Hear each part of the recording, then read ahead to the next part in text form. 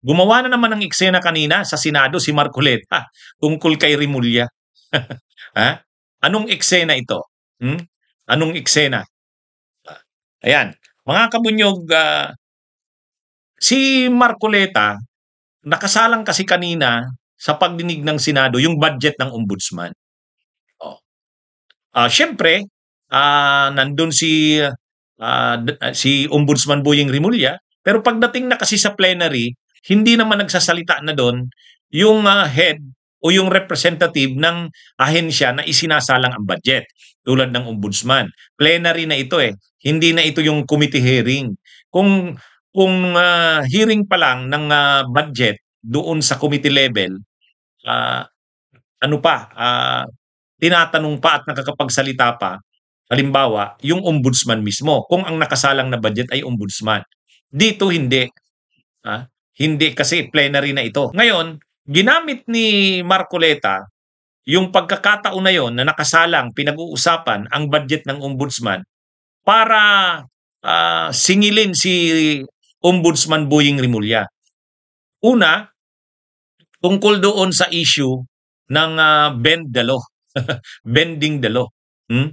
Kasi tungkol yan doon sa ano eh, nung may isang pagdinig sa Senado noon sa ano rin sa Blue Ribbon yata yon nang si Erwin Tulfo tinanong si Boyeng Rimulya. Doon nabanggit ni Boyeng Rimulya doon, minsan kailangan din daw i-bend ang law. Masyadong ano yun eh, masyadong binibigyan ng pansin ni Marcoleta yun. Hanggang ngayon, dati na niyang ni-raise yung issue na yan. Na mali daw yung sinabi ni Rimulya na bend the law. Hindi raw dapat binibend ang law. Dapat daw istrikto itong pinapatupad. Ganon din naman talaga ang ibig sabihin ni Ombudsman Boyeng Rimulya. Ano niya lang naman yung bend the law. Hindi naman talaga ang ibig sabihin na kailangan mong suwayin o baliin or baluktutin ang batas. Hindi yun. Kaya lang, talagang makulit din itong si Marcoleta, ginagawing napakalaking issue yun. O ngayon, sa pagdinig kanina ng Senado sa plenary, kung saan nakasalang ang budget ng ombudsman, gustong pahirapan ni Marcoleta, yung ombudsman, pahirapan yung budget nito. Gusto niya mag-apologize mag-public apology si Rimulya, si Ombudsman Rimulya, mag-apologize ito publicly. Aminin ito at humingi ito ng apology sa publiko na mali yung kanyang sinabi na pwedeng i-bend ang law. Dapat daw hindi ibinibend ang law. Dapat tinutupad ito, pinapasunod ito ng mahigpit. Lalo na't ombudsman siya. Kaya lang, hindi naman nagkaroon ng confrontation. Sinuspend muna yung rules. Nag-usap-usap. Ang nagpe-preside kasi noon si Risa Hontiveros. So, nag-usap-usap si Risa Hontiveros, si Senate President Soto. Tapos ang ang nag-i-sponsor ng budget ng ombudsman si Win Gatchalian. So nandoon nag-usap-usap sila. Nag-join din sa usapan si Lacson. Ay kumain pa ng oras, naabala yung session, tapos siyempre nakakuha ng atensyon yon, kaya nga agaw eksena. Kaya nga gumawa na naman ng eksena si Marcoleta kanina sa ganun lang na issue. Masyado niyang pinalaki. Gusto niya mag-public apology si Ombudsman Boyeng Rimulya. Pero siyempre, hindi naman maganda yon na mag-a-apology kasi yan eh. Ombudsman yun papag-public apology mo. Pagpa-public apology siya, ombudsman. Kumbaga nakakaano yun sa kanyang tanggapan, sa kanyang opisina, sa kanyang posisyon. Kaya hindi rin siya pinagbigyan. Hindi rin siya pinagbigyan ng mga kapwa niya senador. Yung mga kapwa niya senador, hindi pinagbigyan yung masyado naman kasing yun eh. Parang nag-i-ego trip. Parang nag-i-ego trip. Kaya sa bandang huli, hindi pinagbigyan yung motion niya na mag-apologize publicly si Ombudsman Rimulya. pinaliwanag na lang ni Gatchalian bilang sponsor ng budget ng ombudsman na hindi naman gano'n talaga ang ibig sabihin ni Ombudsman Boying Rimulya. Pero sabi ni Risa Hontiveros bilang presiding officer ng panahon na 'yon, hindi nila pagbibigyan yung kasi sa totoo lang, ang ombudsman ay independent. Ang ombudsman ay makapangyarihang puwesto. Hindi mo puwedeng pahiyain 'yan sa ganyan na parang magpa-public apology ka. Oh, ito namang si Marcoleta kasi, akala mo naman, ang sabi pa kasi ni Marcoleta, dapat daw kasi mali daw yung kaisipan na binibend ang law. Dapat daw ang law ay sundin. Gaano man ito kinote niya pa yung dura lex sed lex. The law may be harsh but that is the law. Ibig sabihin, kahit ang batas, malupit yung batas na yan, dahil batas yan, ipasunod mo yan. Huwag mo yang ibibend. O, ganun yung sinasabi niya. Pero ang totoo, bakit nung panahon ba ni Duterte?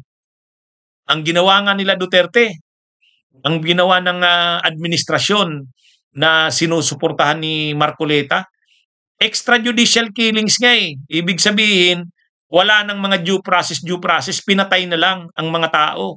Yung sinasabi nila na nasa narcolist, yung mga nasa listahan ng di umano'y involved sa illegal na droga, pinagpapatay na lang. Oh, yun, hindi lang yung bend ng law, talagang wala nang batas. Tapos yun, sinusuportahan nila yung ganun. Sa tingin nila tama yun, okay lang yun. Samantalang ito ngang mga ginagawa ni Boying Rimulya, mahirap tong trabaho niya. Talagang niya, makikita mo naman yung kanyang determinasyon, dedikasyon. Ang hirap ng trabahong ginagawa ni Ombudsman Boying Rimulya. Tapos ngayon, sinusunod nga ni Boying Rimulya ang batas eh. Kaya nga marami na ang nagko-comment, ang tagal-tagal naman ng na yan, prosesong dinadaanan ng ombudsman, hanggang ngayon wala pa ring nakukulong. Bakit? Dahil sinusunod niya ang batas. Samantalang nung panahon ni Duterte, walang batas-batas. Ano nga si Duterte? Anong mga sinasabi ni Duterte? Pilitin yung manlaban. 'Di ba? Openly sinasabi niya ni Duterte. Bakit 'yon hindi nakita ni Marcoleta na mali 'yon? Pero ito ngayon kay Rimulya pinag-iinitan niya. Anong tawag diyan? Ang standard niya, hindi siya consistent eh. Pagdating dito kay Boying, pinag-iinitan niya sa termino lang na ginamit na bend the law. Samantalang si Duterte hindi lang bend the law, break the law. Talagang walang batas na sinunod. Wala nang due process. Pero wala siya, tahimik siya noon. Kaya ito ni Marcoleta. Ang isa pang issue doon na nire-raise ni Marcoleta sa pagdinig kanina ng Senado, yung tungkol na naman doon sa issue ni Diskaya. Yung kay Diskaya na naman, mga kabunyog, mga kababayan. Kaya sabi na naman inulit na naman ni Marcoleta, ni-raise na naman yung issue na yun kay Diskaya, kay Rimulya. Sa pagdinig kanina ng plenary ng Senado, kung saan nakasalang yung budget ng ombudsman, ni-raise na naman ni issue. Pinagpa-public apology na naman ni Marcoleta si Rimulya dahil doon sa issue ng witness protection program ni Diskaya. Ay di ba laging ang kulit-kulit na ni Marcoleta sa issue na yan? Hindi natin alam, ano ba siya? Abogado siya ni Diskaya? Or ano ba talagang usapan nila ni Diskaya? Parang ang lalim naman ng usapan na yan. Wala nang katapusan yan. Sa tuwi-tuwi na, nire-raise niya yung issue na yan. Nire-raise niya yung issue na yan na na yung tungkol daw kay Diskaya. Kanina kasi tinanong na naman ni Marcoleta. Pwede ba mag-public apology ang ombudsman doon sa sinabi niya na required ang restitution o pagbabalik ng nakaw na yaman bago ma-grant ang application sa Witness Protection Program kasi wala naman sa batas 'yon. Oh, kaya lang sinasabi niya bend the law, parang hindi mo sinusunod yung batas.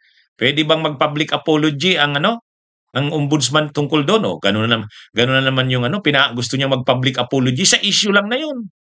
Sa issue lang na 'yun. Ay tinitindigan ng ombudsman na ah, tama yung ginagawa niya, tama yung policy niya na kailangan munang ibalik ang ninakaw na yaman bago aprubahan ang Witness Protection Program application ng isang, ah, akusado na gustong maging ma-admit sa Witness Protection Program ng gobyerno. Eh, yun yung kanyang yan yung kanyang interpretation ng batas, eh. Oh, eh, di irespeto din dapat ni Marcoleta yun. Bakit niya public apology, gusto niya mag-public apology ang ombudsman. Kasi nung Secretary of Justice pa daw ito, mali daw yung gano'n. Eh, yun yung interpretation niya na mali yun. Ay kapangyarihan din niya kapangyarihan din niya ah, ng Secretary of Justice pa si Boying Rimulya kung ano ang tingin niya. Oh, siya naman ang nag-i-implement bilang Secretary of Justice pa siya noon, siya ang nag-i-implement ng batas na 'yan tungkol sa Witness Protection Program. Oh, dapat nirespeto niya 'yan. Oh, kaya lang ang gusto ni Marcoleta mag-public apology. So hindi nag-public apology si Rimulya. Nagkaroon ng konfrontasyon, oh, na-suspend yung rules, so nag-aagaw eksena na naman. Naabala yung plenary kanina tungkol sa budget ng ombudsman dahil lang sa pagpipilit ni Marcoleta ng gusto niya. Masyado ng napaka-arrogante na ni Marcoleta ng kung anong gusto niya, talagang gusto niya siya ang masunod. Oh, saka buti na lang na si Boying Rimulya hindi rin siya susunod, hindi siya kasi nakakahiya sa kanyang katayuan bilang ombudsman, magpa-public apology ka. Napakamakapangyarihan ng opisina mo, hmm, para kailangan irespeto yung independence ng ombudsman. Oh, kung sa tingin ni Rimulya gano'n yung tama, oh, niya yun yung gagawin niya at papanindigan niya yun. Kaya lang, yun na nga, hindi natin maintindihan bakit itong si Marcoleta parang napaka sa kanya yang diskaya na yan. Lagi na lang, hindi niyo ba napapansin? O na lagi na lang 'pag may pagkakataon ire-raise niya yang issue na yan tungkol kay Diskaya. Hindi lang kay Rimulya, kahit dun sa Prosecutor General ng DOJ, si Padulyon, ni-raise niya na naman yang issue na yan tungkol kay Diskaya.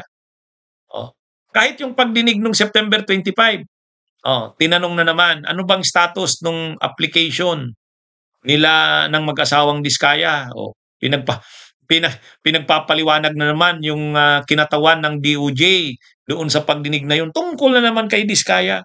Bakit daw hindi pa naaapruban? O, saan daw ba nakalagay sa batas na kailangan mo ng restitution o pagbabalik ng nakaw ng pinaniniwalaang nakaw na yaman? Eh napakalinaw naman nung nabara nga siya doon ng sagot ng Prosecutor General ni Padulyon. Eh hindi po namin priority na i-process yung application niyan kasi hindi naman ay 'di ba sabi ng mag-asawang Diskaya hindi na sila interesado, ayaw na nilang mag-cooperate. Oh, totoo naman 'yun, eh. 'Yun yung sabi nila, ayaw na nilang mag-cooperate. Tapos ngayon ikukulit na bakit daw hindi pa napaaprubahan yung yung application sa Witness Protection Program. Ay, sabi ng DOJ, akala kasi namin hindi naman sila interesado na kasi sabi nila hindi na sila magko-cooperate, eh. O, 'di napahiya ngayon yung mag-asawang Diskaya, nabara din si Marcoleta. O yung mag-asawang tapos ang naano pa sila dun, tinanong yung mga yung kinatawan ng DOJ, ano na po bang status nung kila dating DPWH Yusek Bernardo? Ay ano na po yun, okey na, admitted na sila, provisionally admitted na sila sa Witness Protection Program. O yun, lalong napahiya, nainggit ngayon yung mag-asawang Diskaya. Eh, sumusunod kasi sila kay Marcoleta, eh. Sumusunod sila kay Marcoleta. Wala naman yun, eh. Oh. Kaya ano ito, ang nangyari dito napahiya si ano, yung mag-asawang Diskaya. Nasupalpal din si Marcoleta dun. O ngayon na naman, dito na naman, inulit niya na naman sa pagdinig ng Senado tungkol sa budget ng ombudsman. Diskaya na naman ang issue. At ang issue na naman, bakit daw ginagawang requirement yung restitution? Ang tagal na niyan. Paulit-ulit na si Marcoleta niyan. Parang abogado na siya ng mga Diskaya. Oh, parang hindi nga parang lampas ang ginagawa niyang yan, higit pa sa ginagawa ng abogado eh. Ha? Bunyog, bunyog, halikan na kasama ka. Bunyog, kapag buklod ay may pag-asa. Luzon, Visayas, Mindanao, isa ang pananaw. Sa bagong Pilipinas ang bunyog isisigaw. Bunyog, bunyog, bunyog.